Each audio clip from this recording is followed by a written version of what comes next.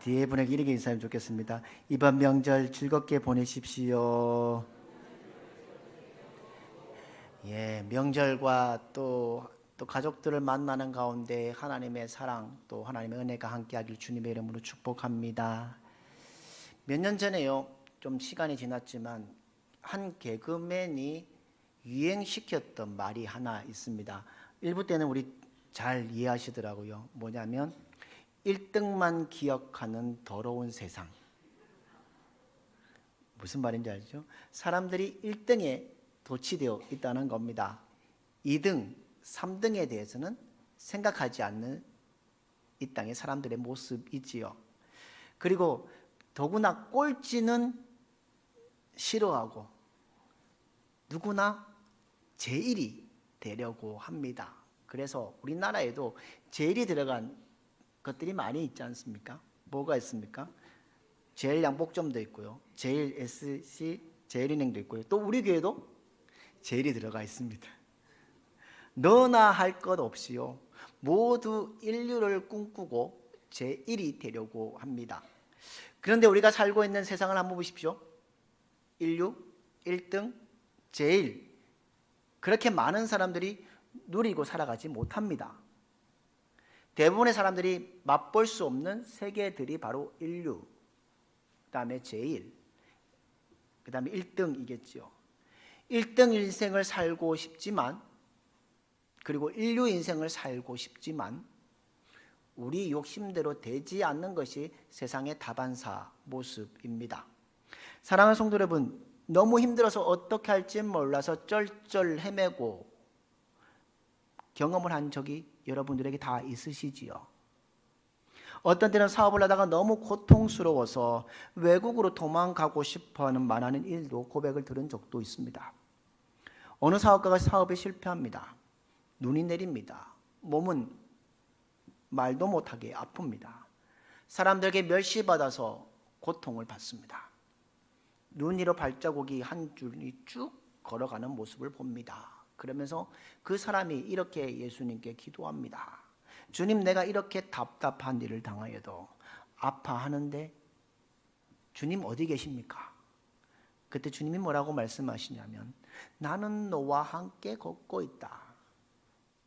그래서 그 사람이 안 보이는데요, 뒤를 돌아보라. 뒤를 돌아보니까 눈밭에 한 줄의 발자국이 있습니다. 내 발자국밖에 없습니다 라고 주님께 말합니다. 그랬더니 주님이 말합니다. 이건 너의 발자국이 아니라 내 발자국이다. 내가 넘어지고 엎어졌을 때 안고 걸었던 내 발자국이다 라고 말했습니다. 주님과 함께하는 사람은요, 주님이 모든 것을 담당하고 계신다는 것을 기억해야 합니다. 사랑하는 성도 여러분, 살아가다 보면 종종 우리는 힘들 때를 살아가고 있습니다. 전에 이런 말을 들은 적이 있습니다.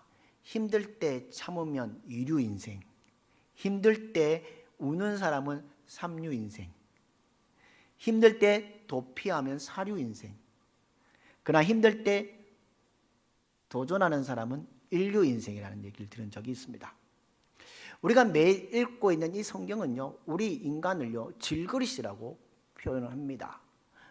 오늘 본문 4장 7절에도 이렇게 말하시죠. 우리가 이 보배를 질그릇에 가졌으니 라고 되어 있습니다. 사도 바울은 로마서 9장이에요. 하나님은 토기장이요, 우리는 토기장이신 하나님께서 만들어주신 질그릇이라고 말을 합니다. 그런데 우리 믿음의 사람들은 그냥 질그릇이 아닙니다. 보배를 지닌 질그릇이라고 오늘 말씀하고 있습니다. 그럼 보배는 무엇일까요? 우리 예수 그리스도이십니다. 베드로전서 2장 4절 한번 보십시오.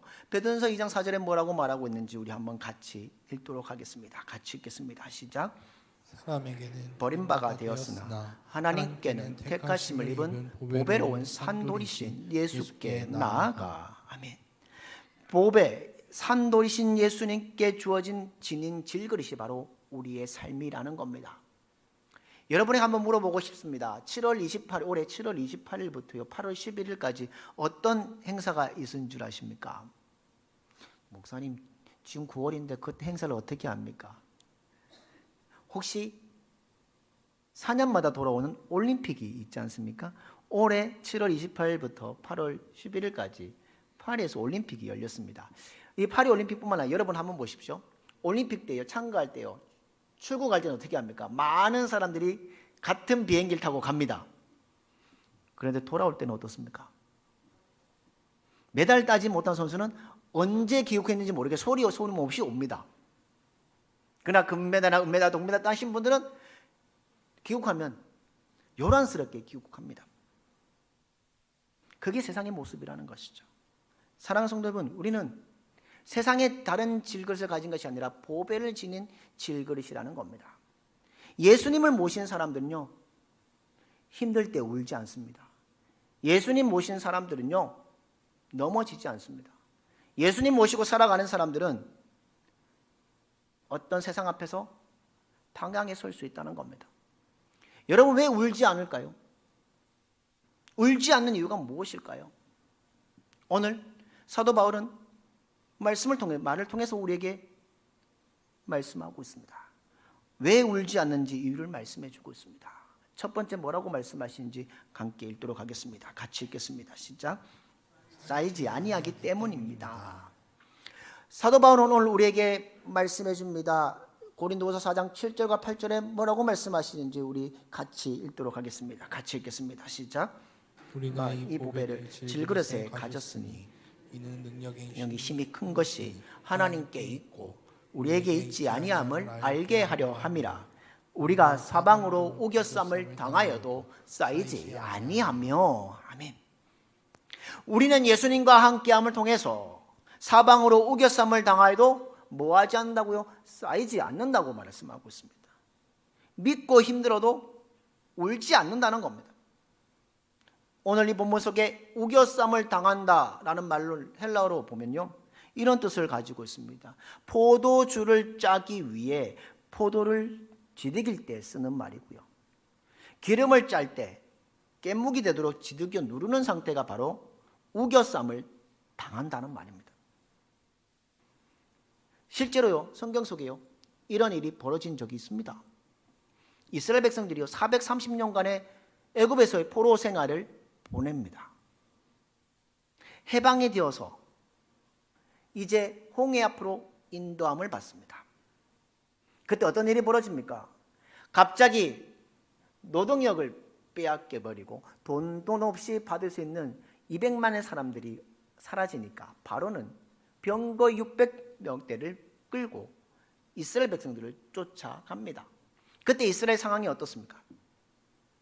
이스라엘 앞에 도망갈 수 없는 상황입니다. 앞에는 뭐가 있습니까? 홍해가 있습니다. 뒤에는 무엇입니까? 바로의 군대가 쫓아옵니다. 그러면 좌우는 무엇일까요? 사막입니다. 사방으로 우겨쌈을 당했다는 겁니다. 포도주를 짜듯이 바로는 계속해서 쫓아오고 있습니다. 모두가 사방으로 우겨쌈을 당할 때에 200만의 사람들이 뭐라고 말합니까? 모세를 원망합니다. 같이 그곳까지 오고 있는데 책임질 사람은 바로 모세밖에 없었다는 겁니다. 긴 시간도 아무도 바로가 쫓아오지 않을 거 생각했지만 200만 명 중엔 그 누구도 한 사람도 이렇게 모세에게 말한 사람이 없습니다. 모세 지도자님, 그곳으로 가면 홍해입니다. 긴급 상황이 되면 도망갈 곳이 없습니다. 바다가 막고 있으면 가지 마시고요, 저 위쪽으로 평탄한 길로 가십시오라고 말해주는 사람이 한 명도 없었습니다. 이런 사건이 벌어진 후에 하나님께 기도했을 때에 모세가 이스라엘 백성들에게 외친 소리가 있습니다. 무슨 소리였습니까? 출애굽기 14장 13절에서 14절에 이렇게 외치고 있습니다. 우리 같이 읽겠습니다. 시작. 두려워 말고 가만히 서서 여호와께서 오늘날 너희를 위하여 행하시는 구원을 보라. 너희가 오늘 본 애굽 사람을 또 다시는 영원히 보지 못하리라. 여호와께서 너희를 위하여 싸우시리니 너희는 가만히 있을지니라. 아멘. 사랑하는 성도 여러분, 사방이 우겨쌈을 당하여도 하나님은 뭐 하시는 분이십니까? 홍해를 가르시는 분이십니다. 보배를 지닌 질것 같은 우리들에게 사방으로 우겨쌈을 당해도 쌓이지 않고 승리의 길을 걸어간다는 겁니다. 매년 초가 되면요, 많은 믿지 않는 사람들이 점쟁이를 찾아갑니다. 어느 날 젊은 청년이 점집에 찾아가서 손금을 보면서, 이 손금을 보면서 내 삶을 한번 이야기해 주십시오 라고 했다는 겁니다. 그랬더니 그 점쟁이가 이렇게 대답했습니다. 당신은 아픔을 당하고 비참할 것입니다. 30살이 될 때까지 가난할 것입니다 라고 했다는 겁니다. 실망한 나머지 그 남자는 물었습니다. 그러면 30살 후에는 어떻게 됩니까? 그랬더니 점쟁이가 뭐라고 대답했냐면, 그때는 가난과 아픔에 익숙해져 있었기 때문에 그냥 그렇게 살 겁니다 라고 했다는 겁니다. 예수님을 영접하지 않은 채로 살아가는 사람은 늘 그렇게 살아갑니다. 사방으로 우겨쌈을 당해도 쌓인 채 있게 될 것입니다. 그러나 그리스도를 영접한 우리들은요, 사방으로 우겨쌈을 당해도 쌓이지 않은 것입니다. 왜냐하면 우리에게는 보배로우신 예수님이 우리에게 임재하고 계시기 때문입니다. 그러므로 우리는 사방으로 우겨쌈을 당하여도 쌓이지 않는 인류 인생을 살아갈 수 있습니다. 우겨쌈을 당하지 않고 인류 인생을 살아가는 믿음의 성도들이 되시기를 주님의 이름으로 축복합니다. 두 번째는요, 낙심할 필요가 없기 때문입니다. 바울은 오늘 8절에 말합니다. 답답한 일을 당하여도 낙심하지 아니하며 라고 말합니다. 답답한 일, 이 말은 극심한 불안, 안절부절하는 상황을 말합니다. 이럴 때 보배를 지닌 질그릇, 예수님을 모시는 우리는 뭐하지 않는다고요? 낙심하지 않는다고 말합니다. 누구에게 해답이 있기 때문입니까? 예수님이 모든 것에 해답이 되신다는 겁니다. 우리가 사방을 우겨쌈을 당하는 것은 외적인 모습이고요, 우리가 답답한 일을 당하여 낙심하는 건 내부적인 모습입니다. 그런데 예수님이 우리 안에 있으면요, 우리의 답답한 것을 해결해 주시는 분이십니다.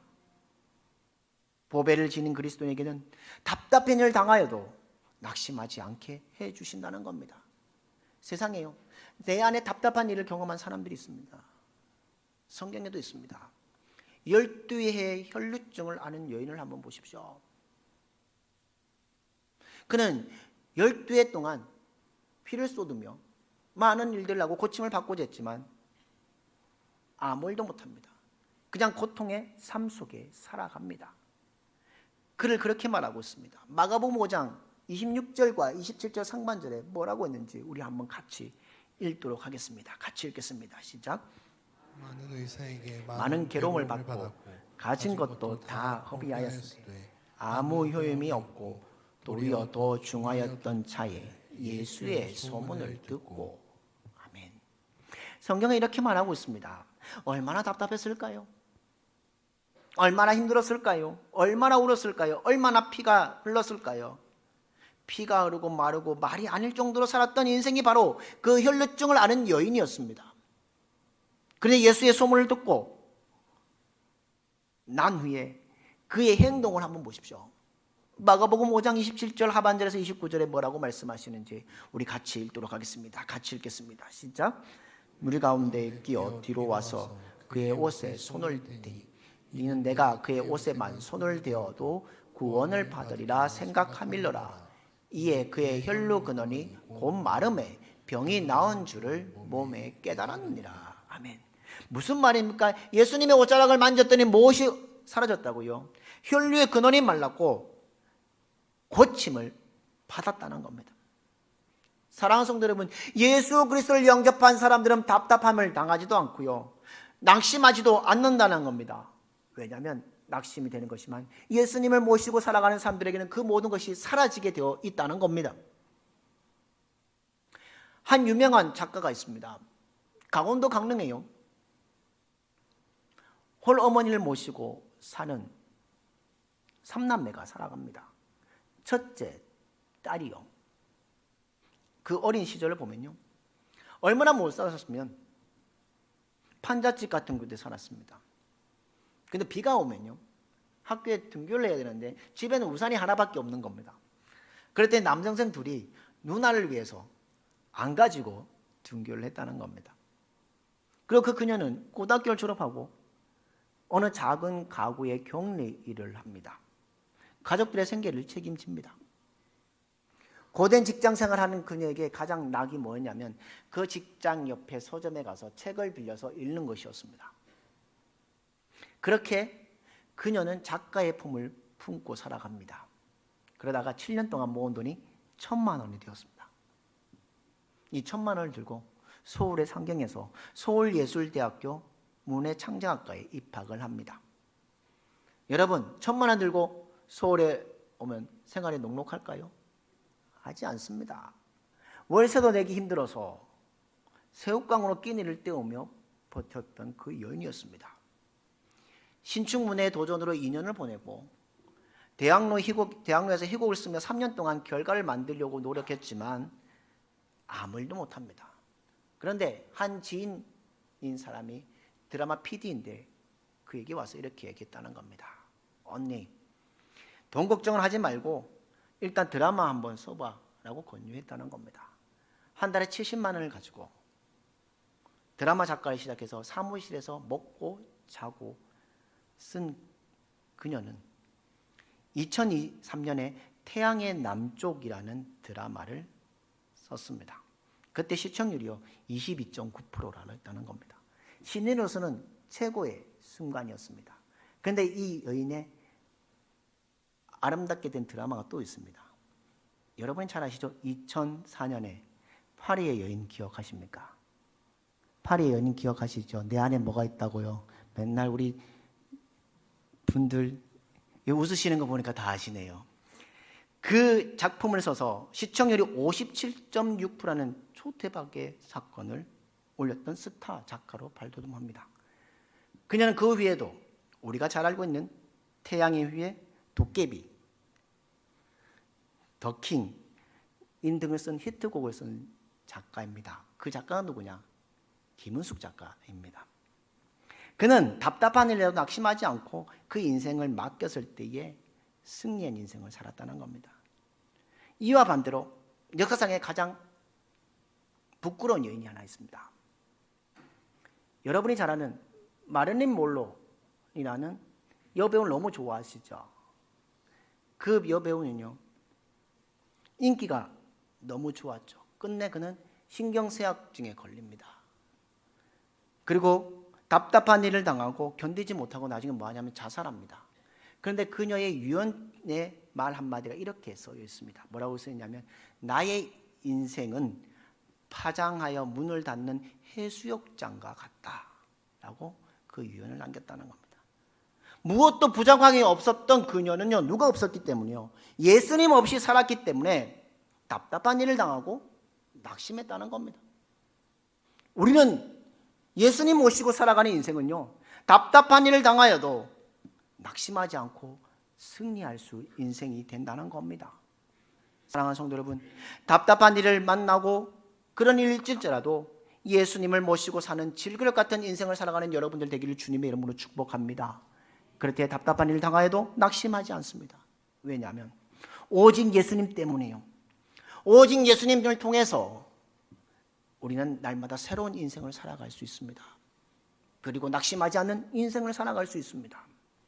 보배를 지닌 질그릇처럼 우리에게 주어진 상 가운데 낙심하지 않고 승리의 길을 걸어가는 여러분들의 삶이 되기를 주님의 이름으로 축복합니다. 세 번째는요 뭐라고 말씀합니까?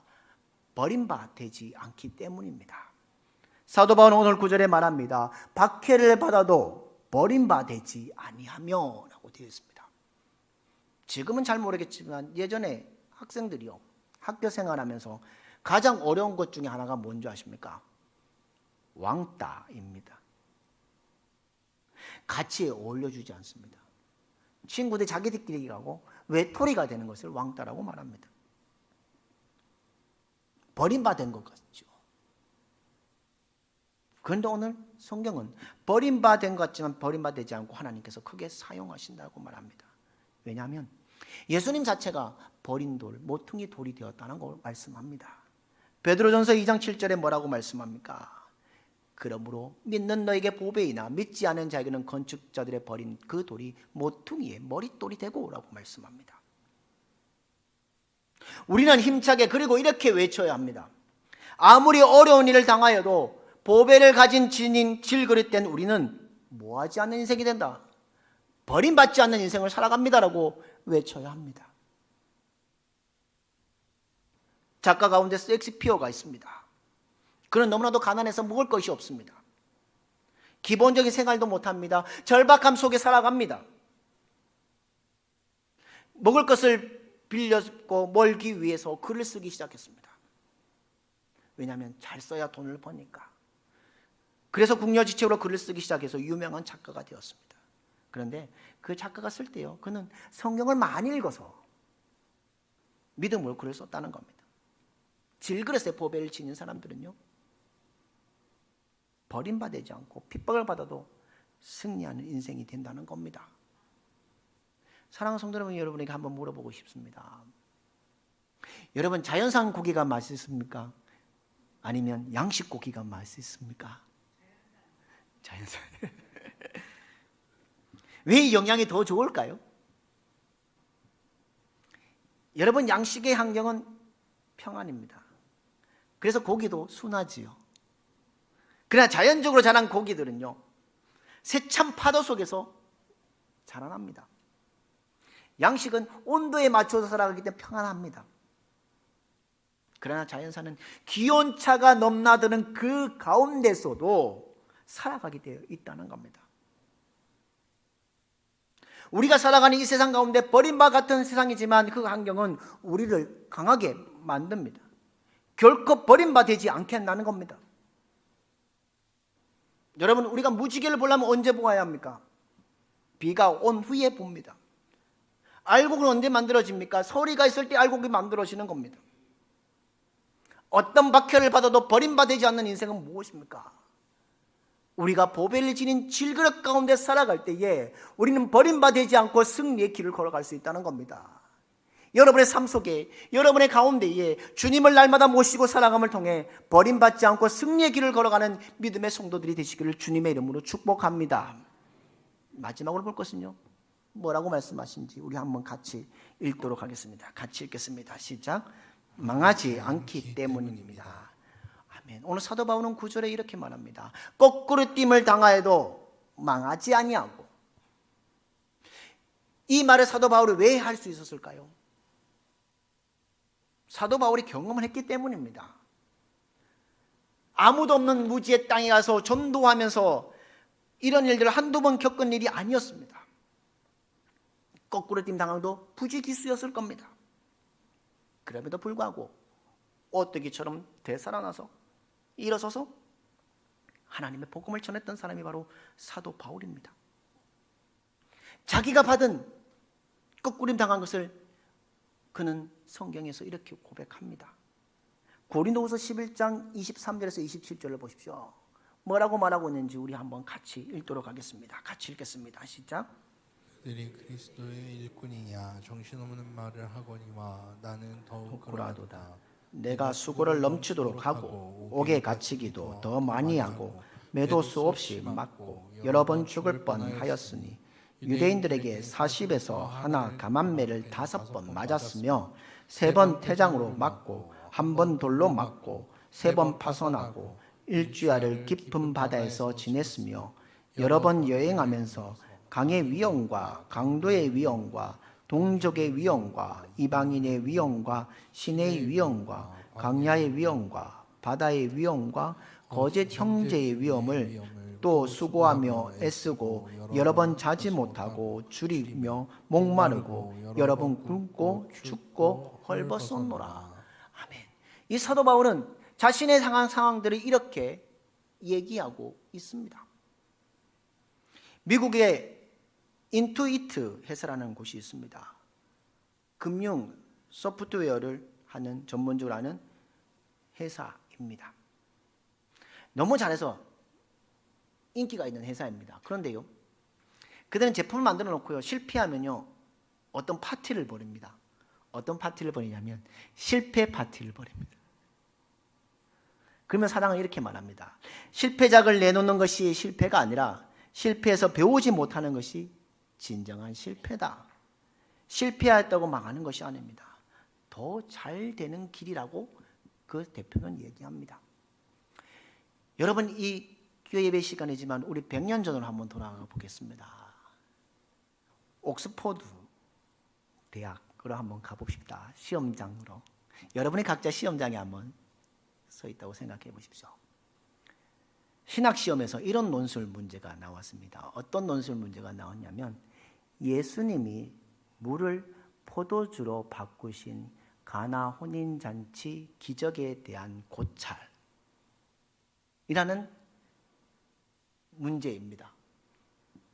여러분은 뭐라고 쓰시겠습니까? 목사님 당장 못 쓰지만 한번 써보겠습니다 할 수도 있습니다.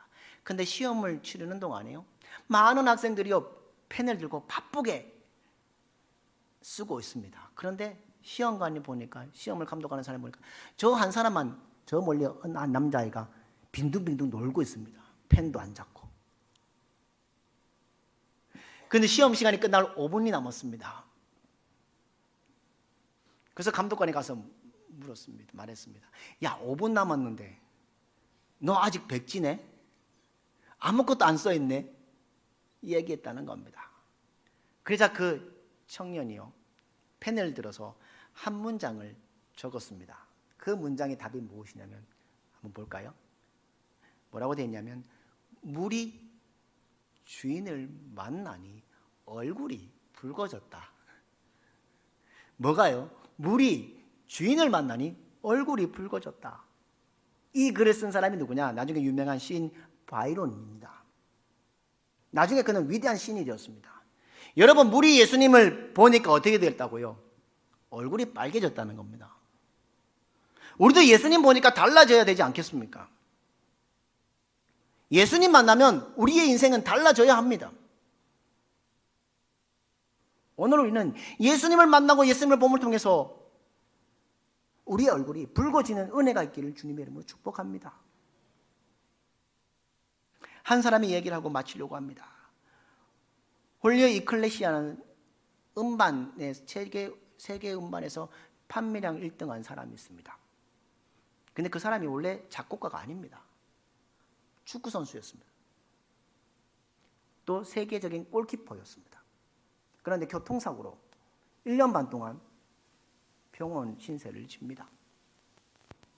그래서 이제는 내 인생이 끝났다, 내 인생은 어떻게 살까 낙심하고 있을 때에 간호사가 와서 기타를 주면서 이렇게 있다는 겁니다. 병상에서 치료할 테니 이 기타 배워서 노래해봐 라고 했다는 겁니다. 노래에 전혀 관심 없었던 그 사람, 그는 병상에서 기타를 배웁니다. 작곡도 배웁니다. 그리고 자기가 직접 작곡하여 부르기 시작합니다. 자기 안에 잠재됐던 소질을 개발하고 시작합니다. 구슬프고 아름다운 노래들을 많이 작곡합니다. 세계 역사상 가장 많은 음반이 팔려나간 사람이 바로 그 사람이었다는 겁니다. 어떤 시련 앞에서도, 어떤 거꾸짐을 당하여도 망하지 않는 인생을 살았던 사람이 그 사람이었다는 겁니다.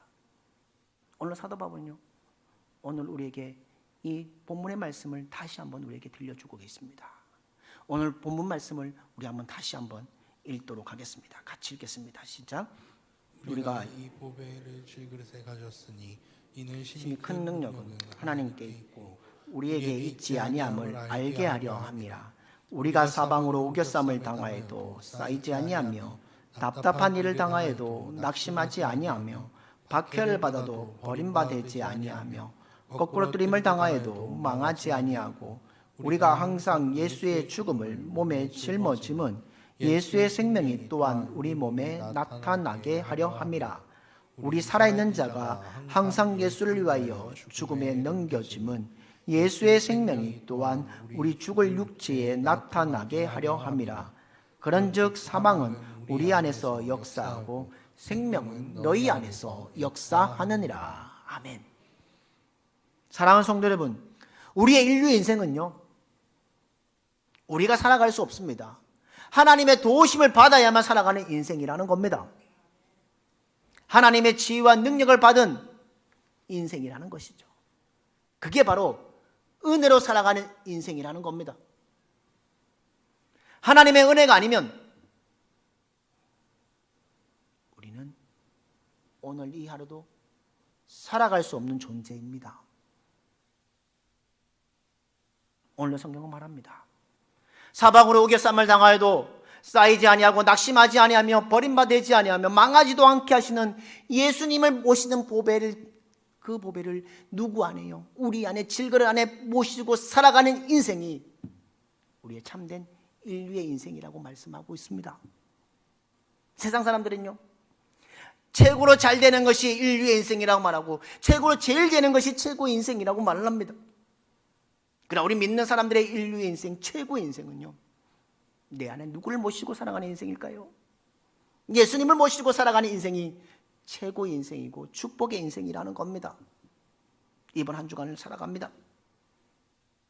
여러분에게 사방으로 우겨쌈을 당하도 당하지 아니하고 낙심하지 아니며 버림받지 아니하고 망하지도 않게 하시는 그 예수님을 여러분 안에 모시고 살아가는 여러분들의 인생 되기를 주님의 이름으로 축복합니다. 그래서 여러분의 인생이 세상이 원하는 인생이 아니라 하나님이 원하는 최고의 인생을 살아가고 하나님께 인정받는 믿음의 길을 걸어가며 승리의 삶을 살아가는 이번 한 주간의 삶이 되기를 주님의 이름으로 축복합니다.